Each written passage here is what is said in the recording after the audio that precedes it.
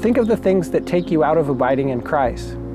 Yes, Lord, just a minute. I have got this to do. Yes, I will abide when once this is finished. When this week is over, it will be all right. I will abide then. Get a move on. Begin to abide now. In the initial stages, it is a continual effort until it becomes so much the law of life that you abide in Him unconsciously. Determine to abide in Jesus wherever you are placed. Notice how simple Jesus makes it.